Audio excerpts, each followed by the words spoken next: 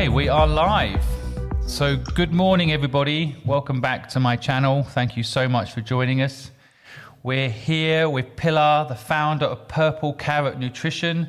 In my view, she's one of the top nutritionists in London, if not the world. And Pilar, thank you so much for joining us and offering to share your knowledge with my members this morning. Thank you so much. Well, thank you for having me and for that, that very generous introduction. I do try, but I don't quite think I get to that level. Well, I think, what I love about what you do is the holistic approach you take to everything. It's been fascinating to watch you work and see how detailed you are as well, how much you go into people's lifestyles to understand not just what they're eating, but in how that actually affects them. So that's why I wanted to have you on and share your knowledge. So thank you.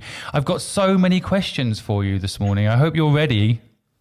Brilliant. I love questions. I always encourage my clients and, the groups I do, people to ask me as many questions as possible, because then the consultation, the session is for them rather than, me lecturing them, which might be completely missing the point. So yeah, bring them on.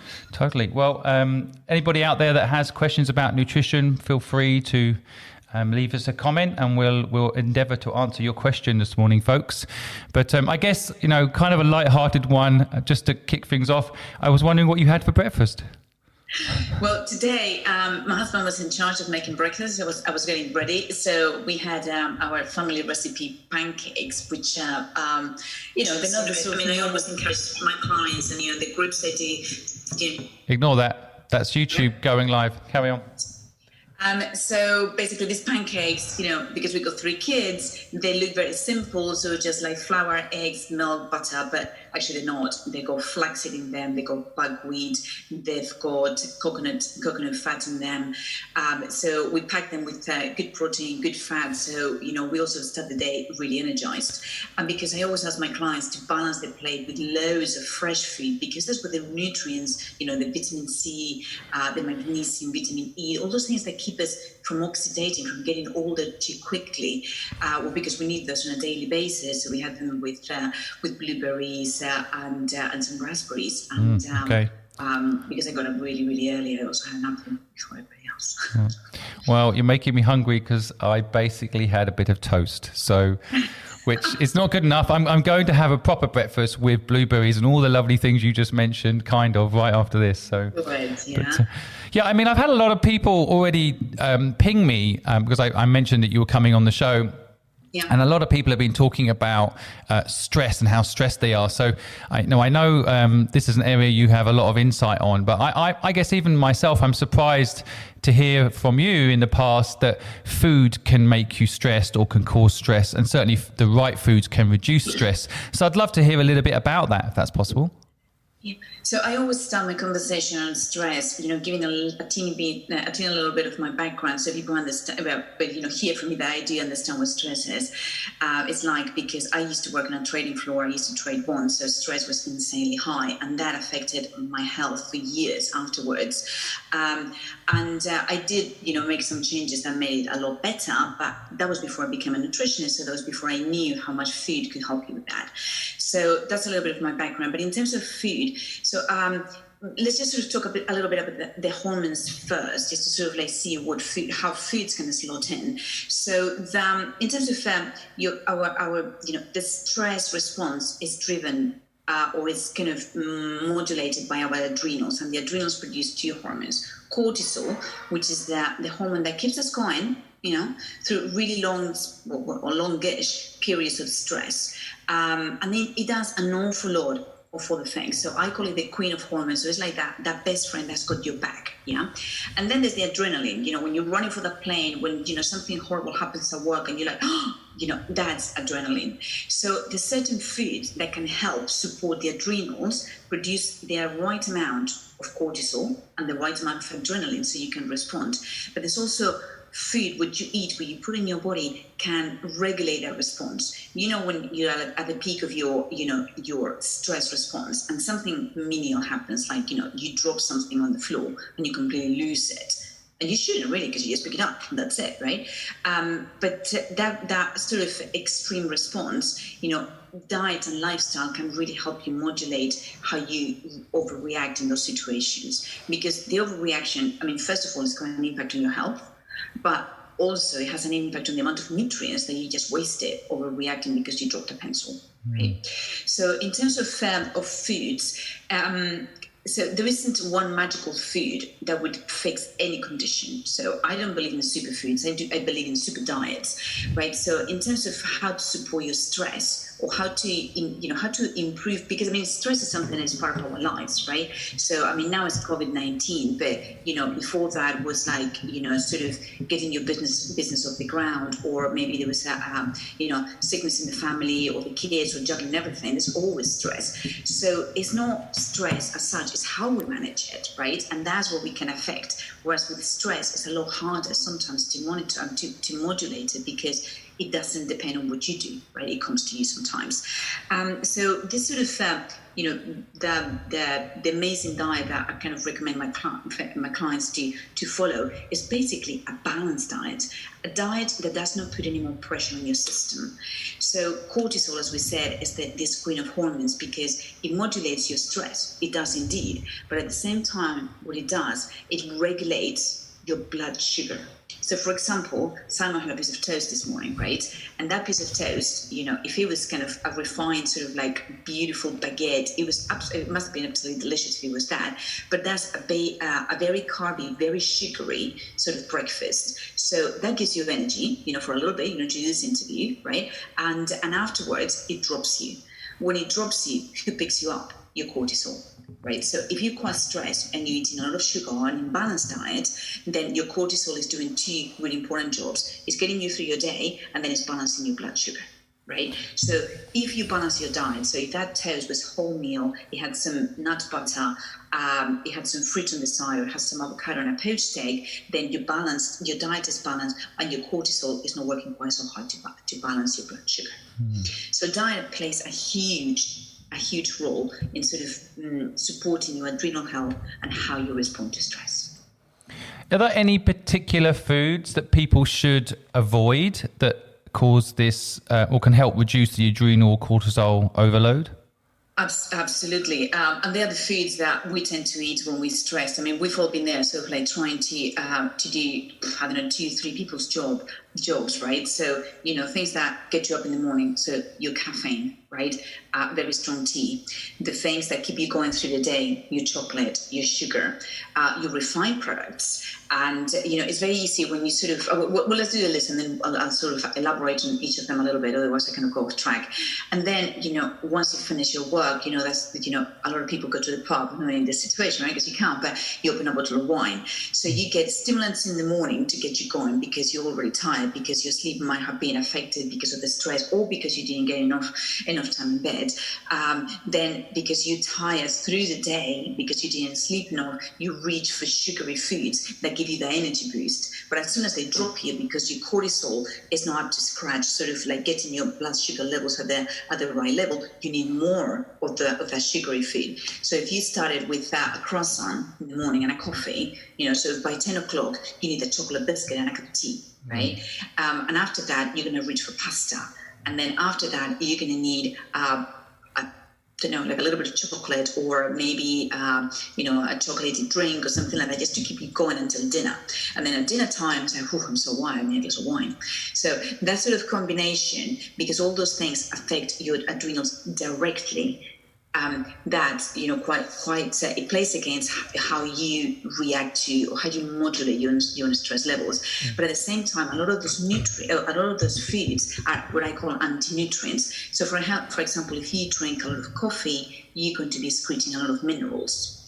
If you drink a lot of wine, that's going to be preventing the absorption of several nutrients, right? And it's going to affect your gut. Your gut is such an important organ, not just to sort of absorb nutrients, but the majority of the immune system is in the gut. And there's a massive link between the gut and the brain. So if you've got a gut that is not working well, your brain's going to be suffering. And then sugar, what can we say about sugar, right?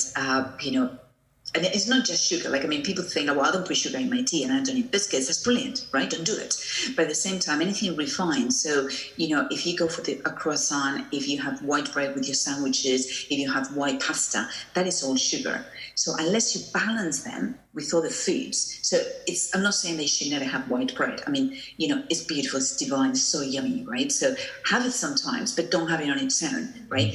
Balance it. So have your bread with an egg, with a bit of avocado, or if you're having your a lovely soup for lunch with lots of beans and tomatoes and greens, okay, maybe you can have a little bit of white bread, but not every day. That's a treat, right? And the same as the wine in the evening. I mean, right now it's a stressful situation. We're all stuck at home. You get to 8 o'clock in the evening and there's nothing to do. So sometimes it's quite easy to just kind of have a couple of drinks, and that really affects your health because you're not binging, right, which is good, but you got that level of sort of anti-nutrients and inflammatory compounds coming into your body on a daily basis. So what I'm advising my clients there is, if you need a drink, if you need something to sort of like, sit down and have something with a couple of ice cubes, try kombucha. It's really tasty. It comes in all sorts of different flavors. I mean, it's not for everyone, right? It's a fermented food. If your gut's not in great condition, it might help you, but it can actually bloat you a lot. But if it's an option, right? Or you can make, a bit of a smoothie, or, you can have like sort of rest days in between. Then in terms of coffee is one of those things that we become incredibly dependent on. So when I get my clients off coffee, or when I go off coffee, I mean, I'm off of caffeine at the moment, right? But, those first 5 days, they were hell. My brain was like craving it, like, because it's a drug, it's very, very addictive. So when I ask my clients to either reduce or stop drinking coffee for whatever reason we need to do it, I ask them to do it in a very staggered manner. So give yourself a week or two and start cutting back. Because if you stop coffee, on a Sunday and sort of expect to be okay for work on Monday, it's not going to happen. Right, you're going to feel horrible because they are very, very addictive. So all those foods really directly affect how you respond to stress, but also have effects behind the scenes that would jeopardize how you're dealing with that stress as well. Does that answer the question, you think? It does. And someone just asked me a question. What about decaf? Is that okay? Yeah, actually, I do drink a little bit of decaf. I mean, it fools you into thinking I'm having a lovely coffee. So the only thing I would say with coffee is, I mean, having a coffee a day is fine.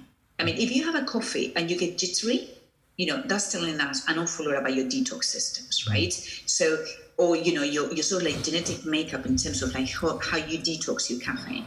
But if you're okay with a coffee a day, that's fine. It's when you're absolutely exhausted, when you need like 4 coffees to keep going, and when after your second coffee that you still have, you get really sort of, nervous and a little bit kind of agitated, that's when you need to start cutting back. But if you have a cup of coffee, try to go for the best possible quality.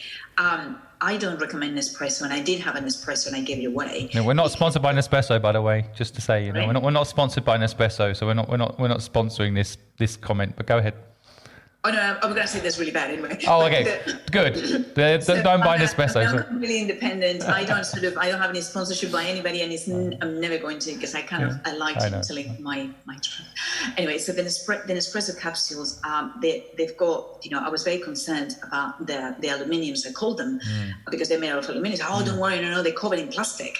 I was like, so you heat up the plastic and then you heat up the aluminium, and then you have the cover. Yeah, I never thought about that, actually. It's a very good point. That whole product feels a bit like maybe we don't want to get sued, but putting poison in your that is just in your coffee, opinion, okay? And you're allowed to have an opinion. It's a free country still for the moment.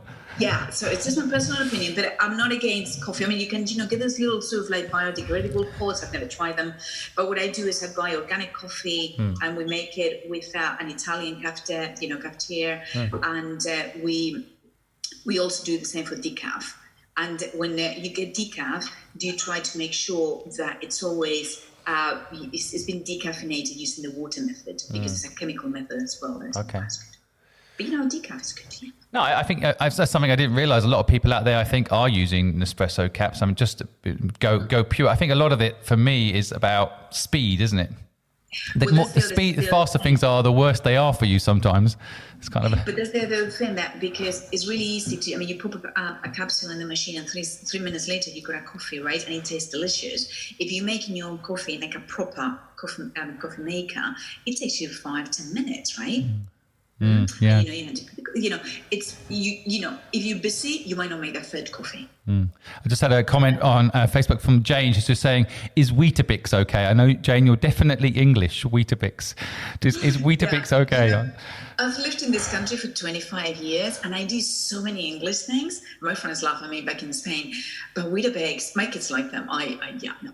But so my only thing with Weetabix is that if you have Weetabix with milk, you're getting a very carby breakfast. Not necessarily a bad thing, but your balanced meal should have carbohydrates, the good kind, like Weetabix are good because they're whole grains.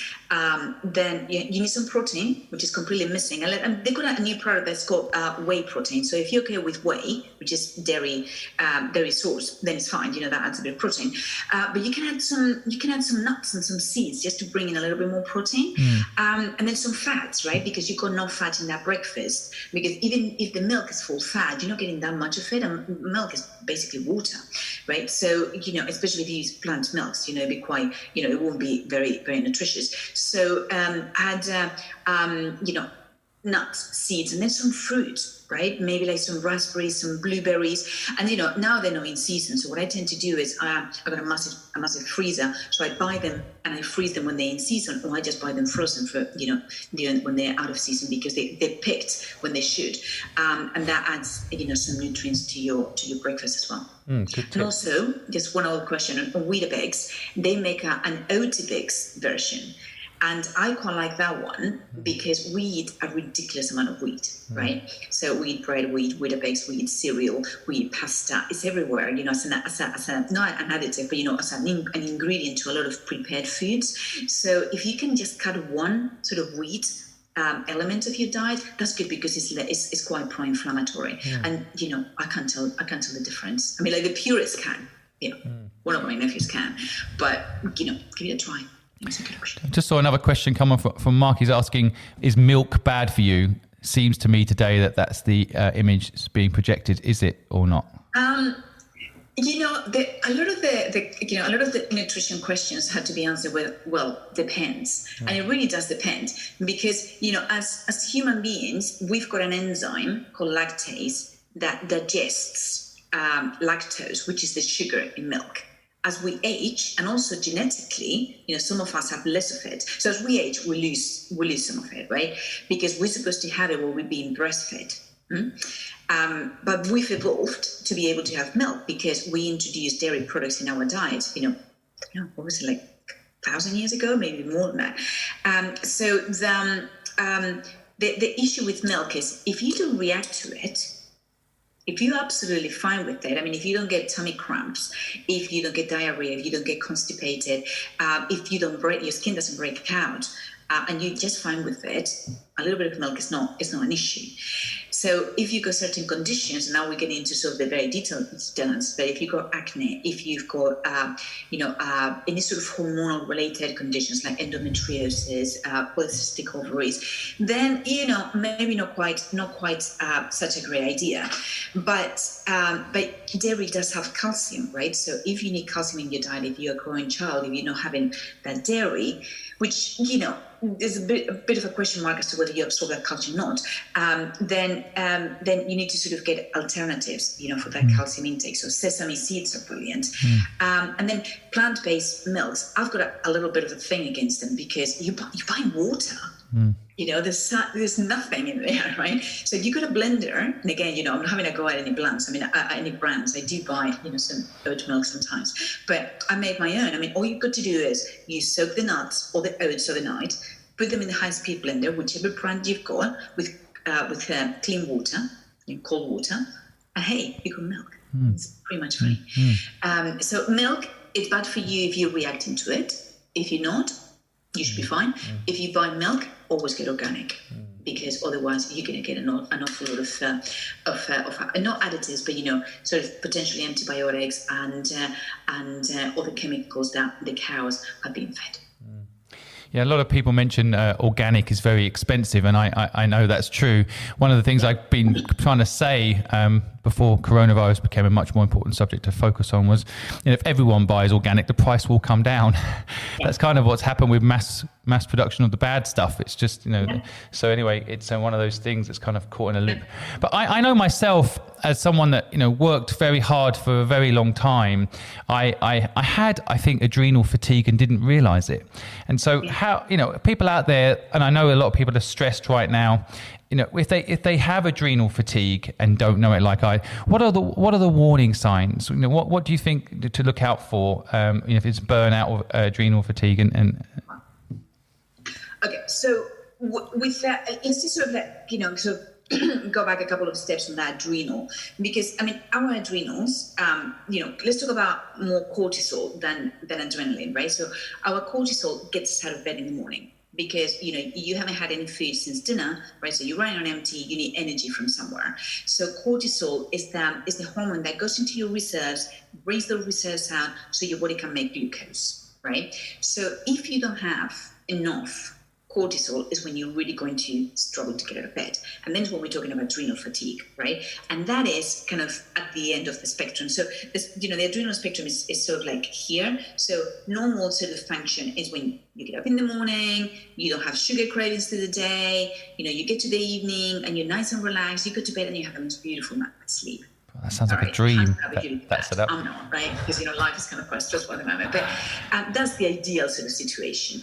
But then you don't go from that to adrenal fatigue, right? It doesn't happen unless, something happens to your adrenals and you're not producing cortisol anymore. But, that is very, very rare. So what happens is your adrenals become dysregulated. But as I said, cortisol is like your best friend, right? It does anything possible to keep you going.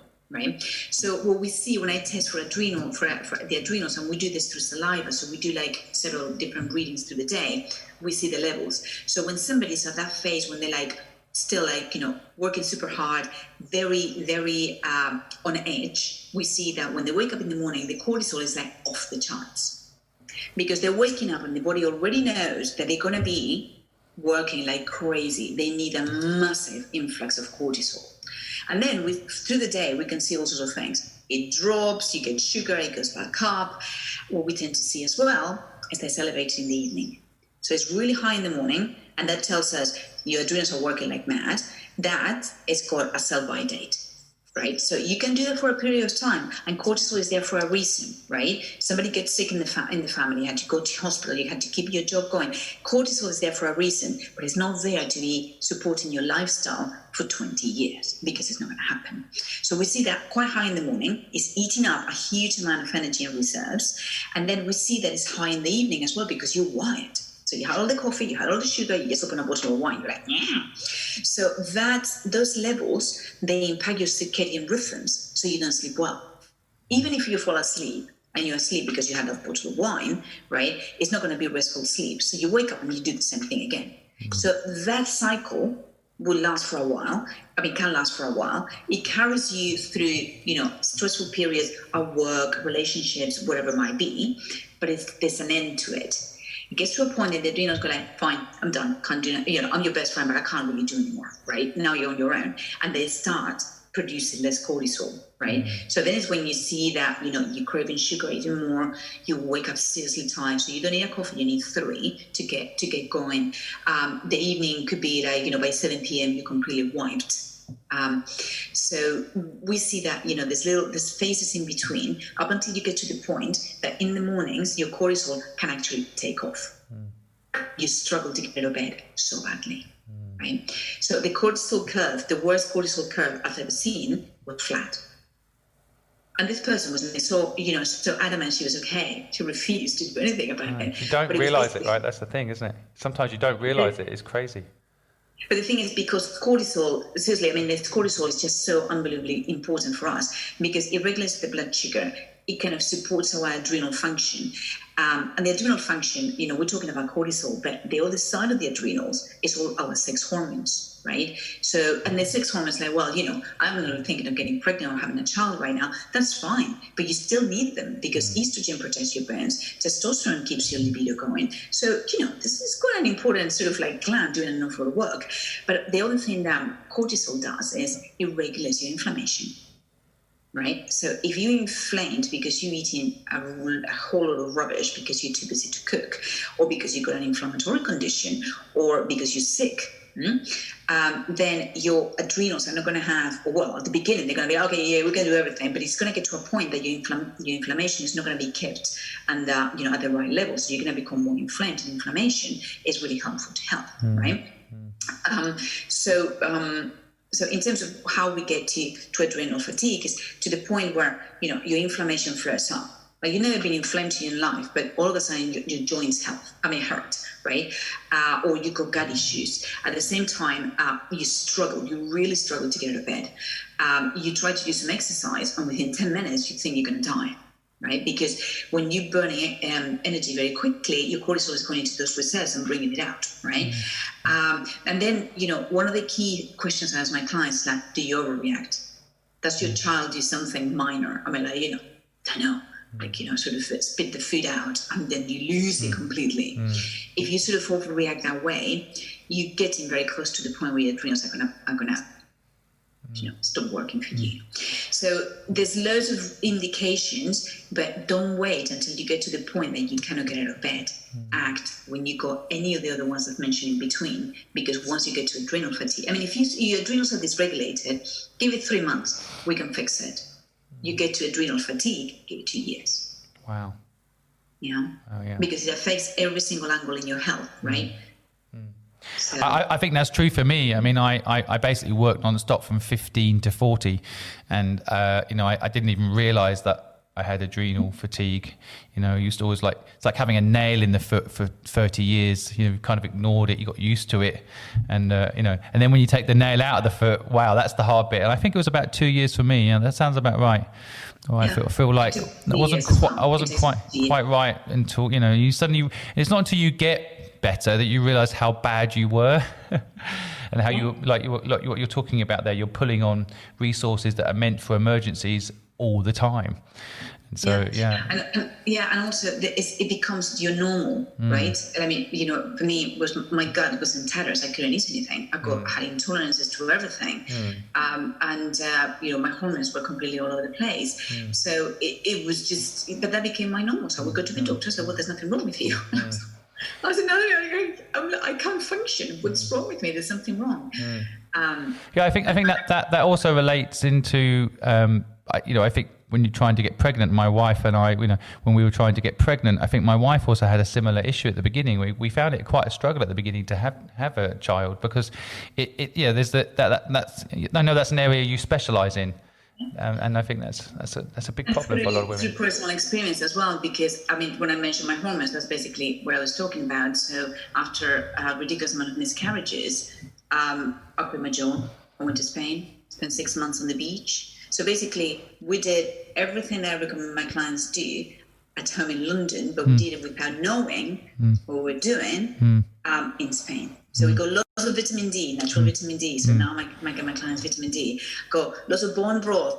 That was my mom's chicken stock, right? We got lots of really important seafood, packed with zinc. We relaxed, we slept, right? And that's kind of what you need to do when your adrenals are at the point that they can't cope with anything else, they can't support you as a human being, then you just need to take a break. And sometimes a break is not something you can do, but you can do it in a different way. I think it's actually one of the, I try to say to people there's a positive to coronavirus, and to me this could be another one of those positives that, if you are stressed, you have been overdoing it, maybe this is the universe telling you to take it a little bit easy and pull back, and because not everybody can have time out, and have 6 months off, as I've had 2 years to get myself back into shape. Having that 6 months off, that 2 years off, not easy for everybody, but maybe right now this is a good time to eat better, look after yourself, and reprioritize the important things. I agree. So that's kind of, I'm trying to support, so they do a few sort of like free things here and there to support people eating better in this situation. And then, even learning to cook. Like, people who don't have time to cook, now you're at home, right? So use your commuting time to make dinner. Yeah. Right? So those half an hour, 45 minutes, just get a cookbook. Yeah. You don't have to buy them. You can, there's so many recipes online. Yeah. You don't have to buy a cookbook. I mean, it's just yeah. You can just access them very, very easily. I'm getting a lot of questions on LinkedIn about, how they can get access to your stuff. I've put the link in the bottom of the YouTube channel, folks. So it's Purple Carrot Nutrition. You can also Google it. But yeah, I've also got some interesting questions coming in. And this is a question I wanted to ask myself as well. But I've got this question from Jonathan, and he's asking, are supplements real? Can supplements make a difference? Please, I love your insight on this. So what's your view? Okay. I think supplements are there for a reason when you need them. They can support you. Say, for example, if you got a particular condition, like say for example, you get migraines, we can help with that, right? But for me, supplements are, the element that bridges from, like, you come into my clinic and you got a health concern or several health concerns. I mean, I've never seen just the one that I'm trying to fix. So we got supplements to get you to the other side with your diet alone is going to support you, right? So two things there. So vitamin D, we all need because we don't get enough sunlight, and now even worse because we're not allowed to go out as much as before. But we didn't get enough before, so imagine now, right? So vitamin D is a very important supplement to have. Now, the government's guideline is way too low. That's never going to get us to the levels that we need. But what I recommend is that people test, and you can do a finger prick test. If you got any questions on that, let me know, and I'll send you to the labs that do that. So send your kid, you do a finger prick test. So you don't need to leave your home. You can do this, and they can send it in, or yeah. So they send it in, and then there's one of them send, including the price, which I think is £30. They send you the supplement that you need in order to get your levels to the desired, within the desired range. So it's actually quite easy to do. And then all the other vitamins. I mean, if you're allergic to fish, you might need some omega-3. If for whatever reason you've got no access to fresh fruit and veg, or you hate them so much you can eat them, vitamin C might be something that you want to have. But I wouldn't take anything without seeing a doctor, without seeing a nutritionist, because I've seen clients come to me with sort of a list of 20 different things that they're taking, and they're not sort of like just playing against each other. They're interacting with the medication, and they're actually making it worse. And some supplements are actually quite expensive. You're basically wasting your money. And also one of the thing there is when you sort of say, oh well, I need B12, and you just take B12.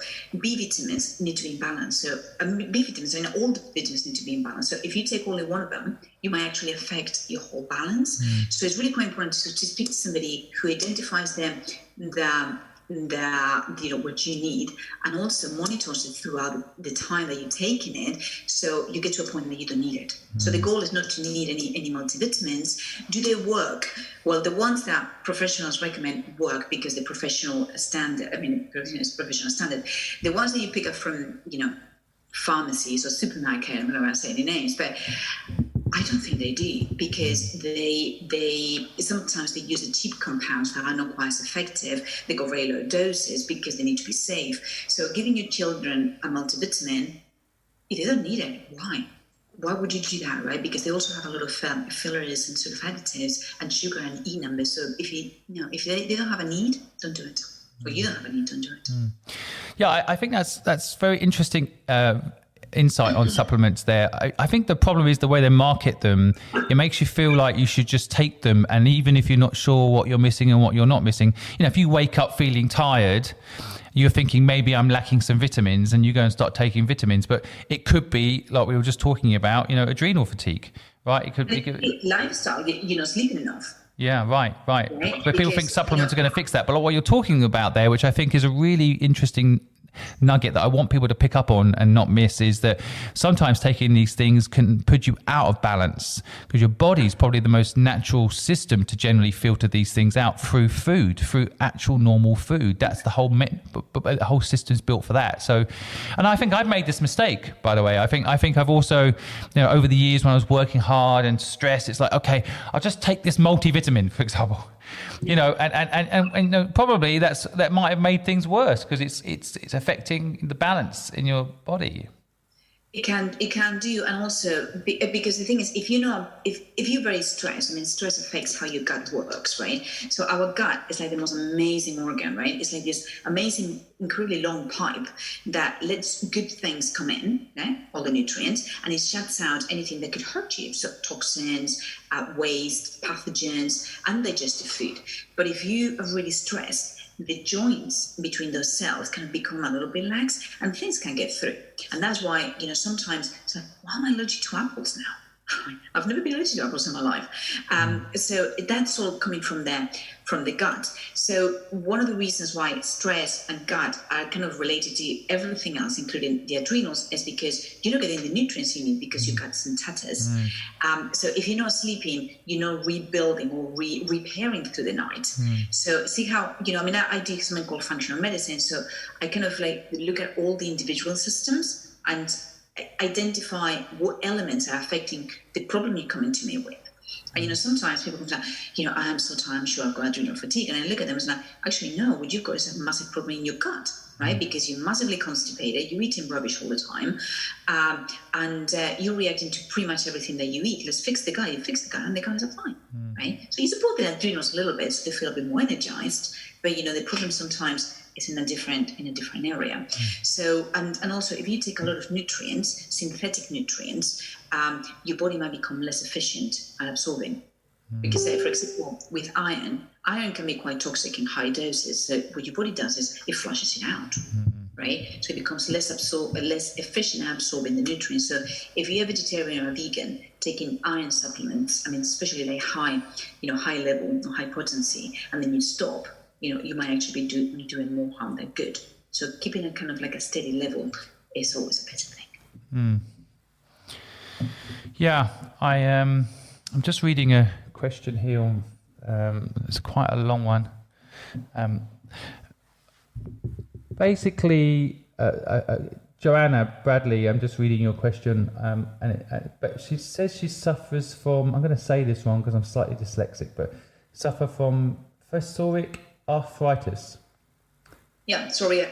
Experience fatigue frequently. Being a teacher also brings it with long hours and high demands, which compound negativity. Age is also hard with hormone changes, so I always wake up feeling tired. Any suggestions for Joanna Bradley? I know she's actually asking a direct question there. I think she's just explaining her own issues. But anyone out there with those symptoms, any food tips?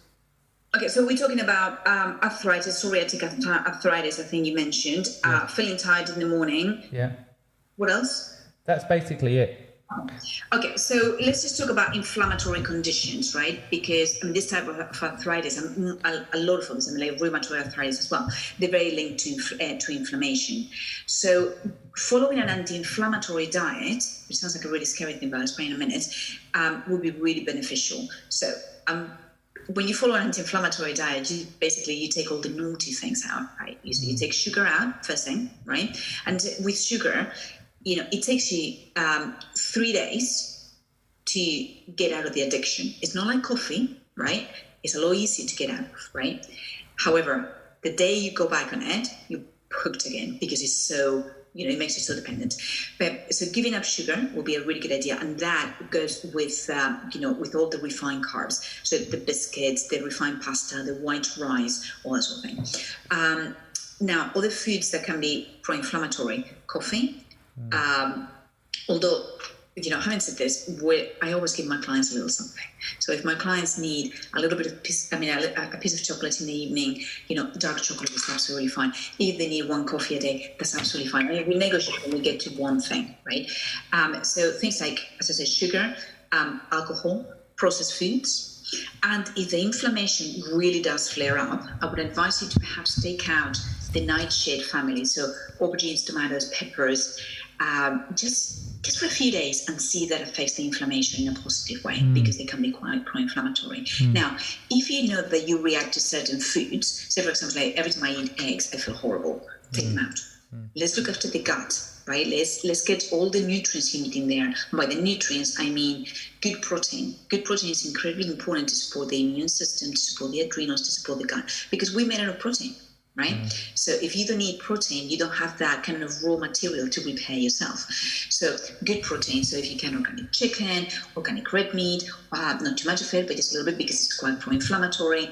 Then fish, all your fish would be absolutely amazing to support the gut, because we made it of protein. Sorry, carry on. Beans and pulses depends on how you digest them, but I've got a protocol. I've got an anti-inflammatory protocol, so if anybody's interested, I can just ping it over. But just removing those foods that kind of promote inflammation, and then bringing on the ones that lower inflammation. So oily fish. So right now it might be difficult to find salmon. So canned sardines. Absolutely amazing, because they also have the bones inside, so get a bit of calcium there too. Then nuts and seeds, very good. All sort of fresh fruit and veg, and always making sure that you eat the rainbow. So you eat lots of greens, lots of pinks, lots of purples, lots of oranges and reds. So make sure that plate is not just kind of like spinach and chicken. No, you need some tomatoes in there, you need some radishes, right? You need to sort of mix up the colors, because each different color has got different nutrients. So more veggies, still some protein, less refined carbs, no sugar.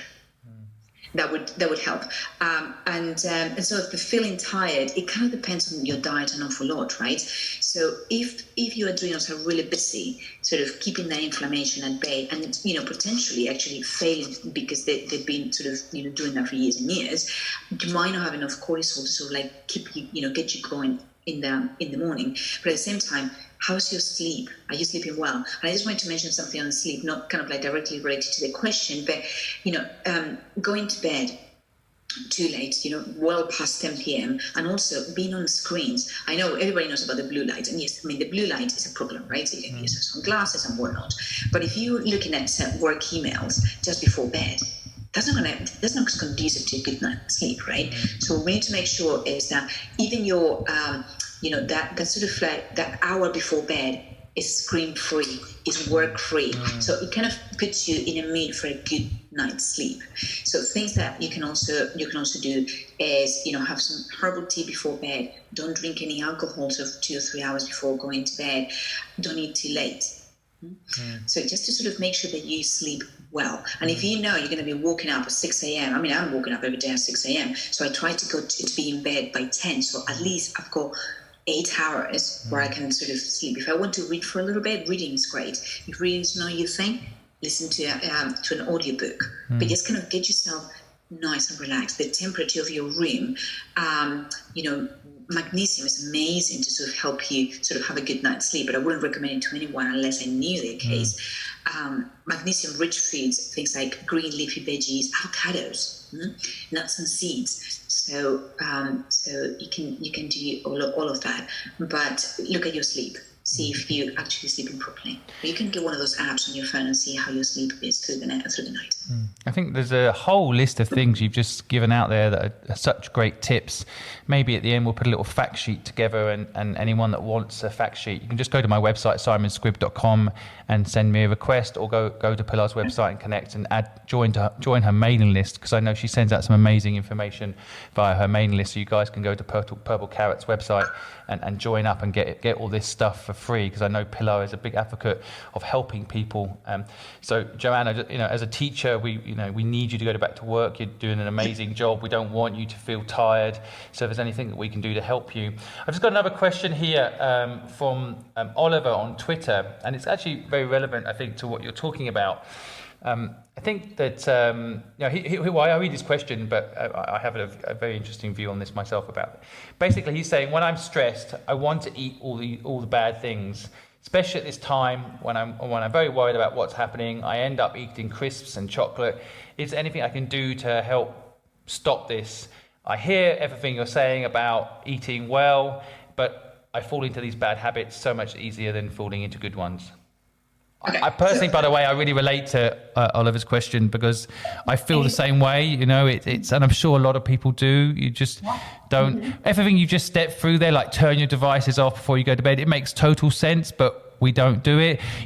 Winding down and relaxing a bit. We all know we should, but we don't. Eating nuts and seeds. We know, but we don't. How can we break these bad habits, I guess, that we've built up? I think, as you said, lockdown is a great opportunity to make some changes. And because now you only eat what's in the house. If you don't buy it, you won't eat it. Right? And I see that with my kids. The other day I made a mistake of buying some pre-poached crisps. They disappear within like 25 minutes, right? They love them because they made them really savory, really, really sort of, they use additives to make them, the flavors, much more intense than they used to be, right? So you really crave them. So if you crave chips or crisps, something really, really salty, like salted nuts or, even anchovies or olives, that's an indication that your adrenals need support. So, on that range that we were talking about, you're kind of like further along the way, in adrenal fatigue, but you kind of, somewhere in the middle, right? So that's kind of a good tip. So if you're really craving the salty food rather than sugar, then kind of like start looking after your adrenals. Now, in terms of, craving all the naughty foods, if you start your day, with an unbalanced meal, right? So you get you have a croissant and a coffee for breakfast. You're setting yourself up for craving all those foods, right? However, if you start your day with a good sort of breakfast that is nicely balanced. So that could be a green smoothie, which might not be for everyone. I mean, I don't particularly enjoy smoothies, right? I like chewing my food. But it can be a bowl of muesli with loads of fruit, or it can be some eggs and spinach. Or it can be the next dinner, the previous night leftovers. I mean, no one said that we must eat cereal for breakfast. I mean, that's, it came up in the States and it sells really well and it's brilliant, but we can eat whatever we want for breakfast as long as it's balanced. So you get your protein, you get your fats, so you get your protein. So for example, you get your eggs, right? Or a little bit of ham, right? And then you get your avocado and your spinach, and then you get a whole, a piece of wholemeal toast. Or, you get some sweet potatoes from the night before. And I know it sounds odd, but this is an amazing breakfast. Sweet potatoes, olive oil, pumpkin seeds, feta cheese, olive oil. I mentioned the olive oil already. Fantastic. Divine, right? And it doesn't take any time to put together because you already have everything ready. So you start yourself with a very balanced breakfast, with protein. Protein is the key here. You don't need protein, you're going to be craving carbs throughout the day. And once you start craving carbs and feeding your body carbs, because your body uses carbs much more easily than protein and fats, it's going to be demanding them, and you're going to be craving and craving and craving, right? The other thing that's quite important is, are you drinking enough water? Because our brain sometimes can't tell the difference between being thirsty and being hungry. So if you need, so you're at your desk, and I've done that before, like I'm drinking my tea, but I'm not having any water. And it gets to the point that it gets to like 1 p.m. I haven't drunk anything. I'm dehydrated. I think I'm starving. I'm not. I'm just really, really thirsty. So drink water. If you're one of those people who really struggles with it, they sell these bottles that have markings. By 10 a.m. you must have drunk this much. 11, 12. Get one of those, like training bottles, and make sure that you're drinking enough. So don't buy the naughty snacks. Instead of buying naughty snacks, and I did a blog on, what snacks to have in the house, I think it was last week.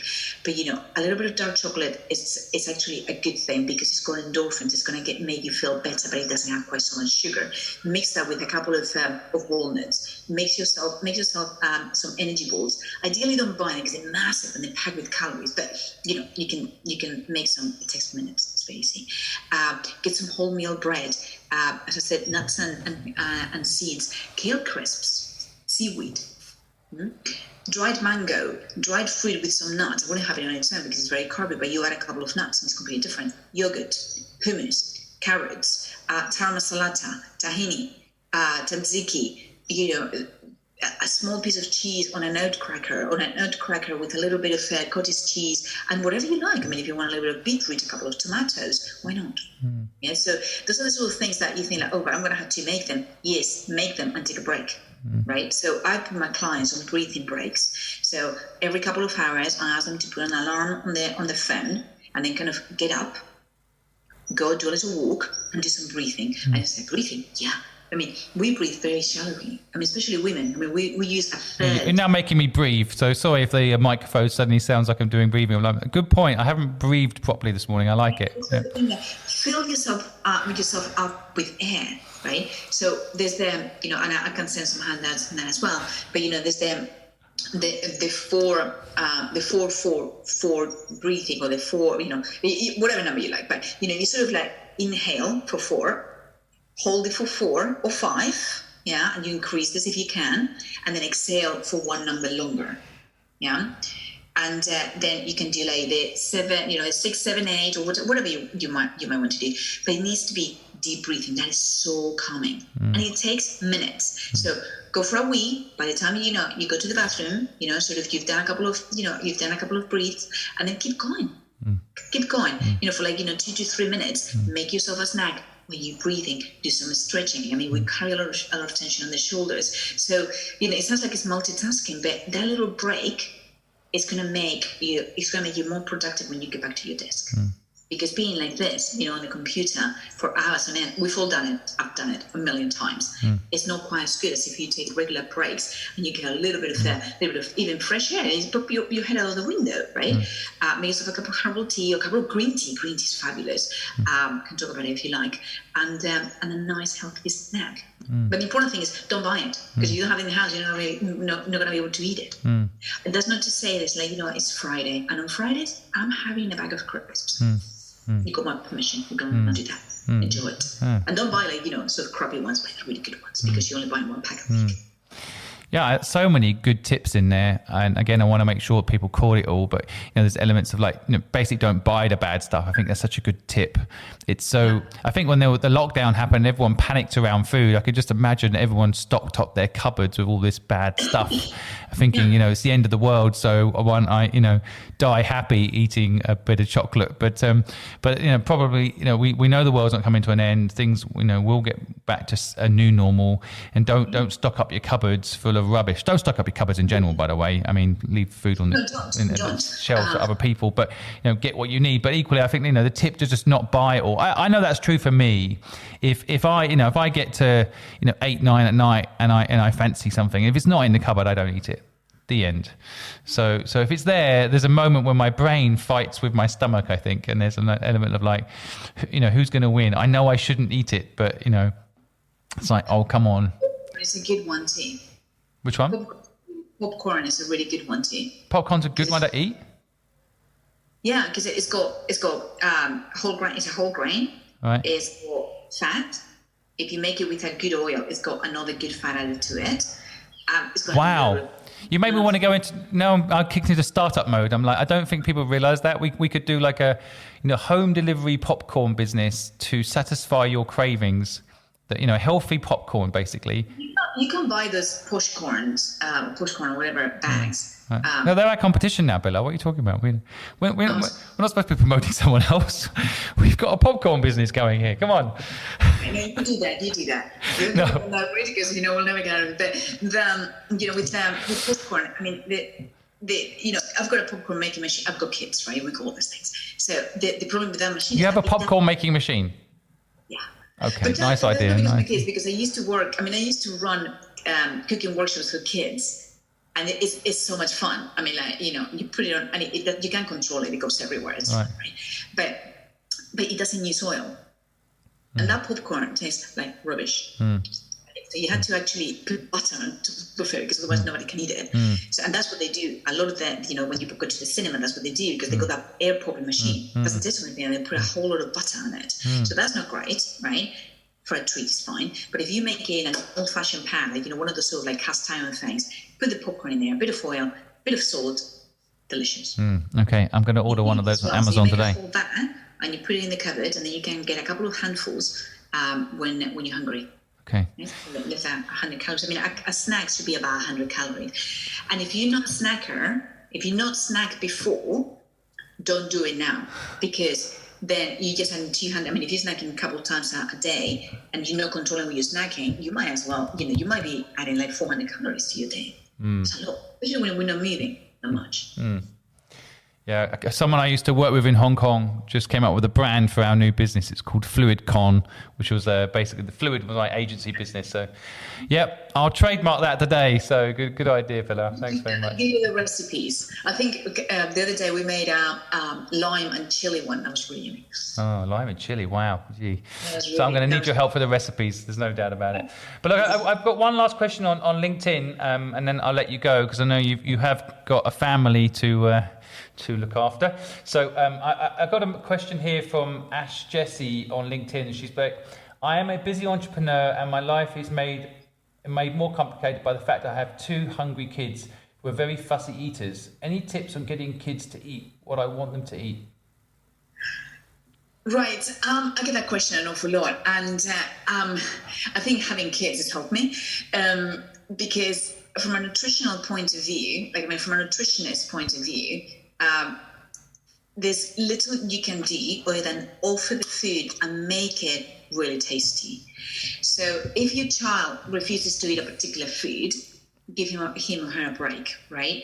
If they're not eating any food, in a particular group, say for example, like no veggies, no fruits, then you're gonna have to find, your wits about it, right? Like, would they eat soup? Put all the veggies in the soup.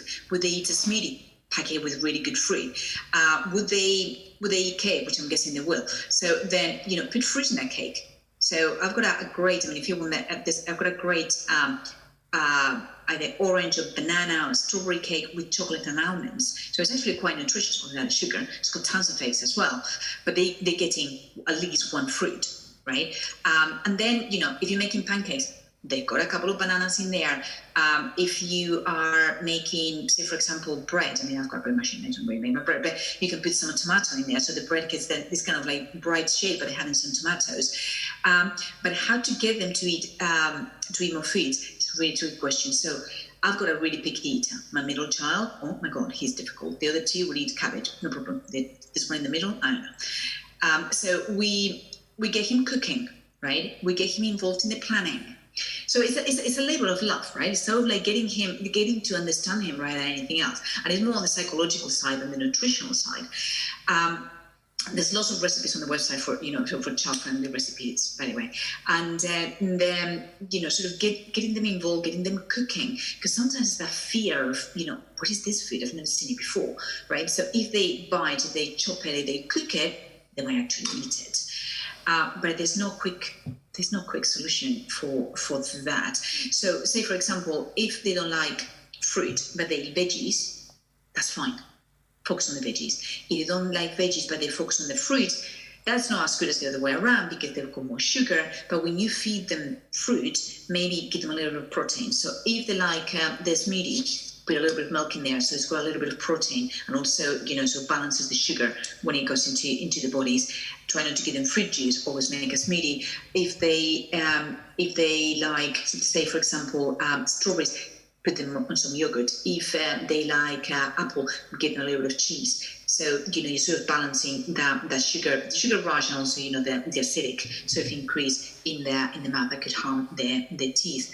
But other than that, there's not amazing tips to get your kids eating, because if there were, I would have used them. And it's been like, he's 10 and he's eating a lot better now, but it has taken a very, very long time.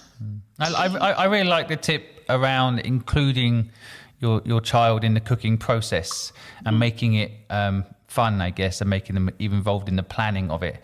So I know that's true of my son. If I include him in the making of the food, somehow he feels a part of it. It's like, we made this together, isn't it tasty? So I think that's a really good tip. And yes, so many wonderful insights this morning, Pilar. I want to thank you for giving up an hour for my audience and trying to help. I hope you guys got a little bit of help on everything. You got my email. Any questions, please let me know. And I've got lots of fact sheets and things that I'm very happy to share if you guys want to. Yeah, thanks, Pilar. I'm just going to sum up really and just say, anyone out there that I'm just going to show you Pilar because I haven't been able to this morning. She's here. Wave. I haven't been able to show you this morning because I normally do these interviews direct, but you can see. Say wave. I'm showing everybody your face this morning. We can wave and say hello. So, but thanks everyone for joining. Appreciate you. If you think that anything here was useful, Please do share it. If there's folks out there that are stressed out, not getting what they need, don't know how to get what they need, don't even realize that they've got a problem with things like adrenal fatigue, please feel free to share the insights from Pilar today. We will put all of what we've discussed in the links in the bottom of the different channels I'm on. And so if you need anything, you can go, of course, to purplecarrotnutrition.com. Sorry, I think it's .com, isn't it? .co.uk, and you can get all of Pilar's insights there, plus join her main list. I get so much value from the information that she sends out. She's also quite active on Instagram, so feel free to go and ask questions direct there of Pilar and Purple Carrot Nutrition. And so thank you again for joining. We're now going to end the broadcast. I hope to see you again tomorrow morning at 8 a.m. I know it's Sunday. I know it's the day that people think you should rest. As an entrepreneur, I think it's the day you can work the hardest and get so much done, because there's hopefully less Zoom phone calls and less things to do. So hopefully you can get more things done on a Sunday than any other day. So I tend to work a Sunday so I can have Monday, Tuesday and Wednesday off. And it has worked for me in the past, by the way. So anyway, I'll see you tomorrow morning at 8 a.m. We'll be discussing business plans and business strategies tomorrow morning. So please come by and say hi. Thanks again for joining, and we'll see you again soon. Thanks, Pilar, very much for your time as well. It's wonderful to have had you on. See you. Bye.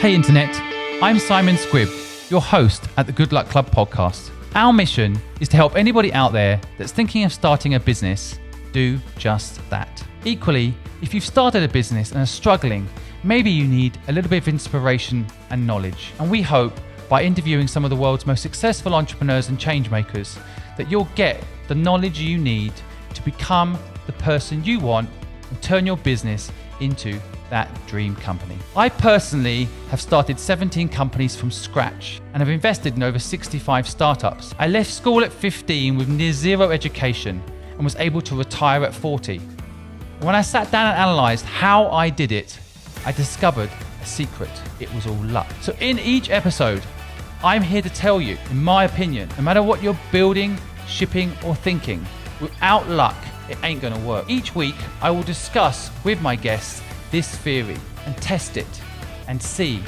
if luck is a skill as I feel it is, and if it's possible to pass it on to the next generation of entrepreneurs.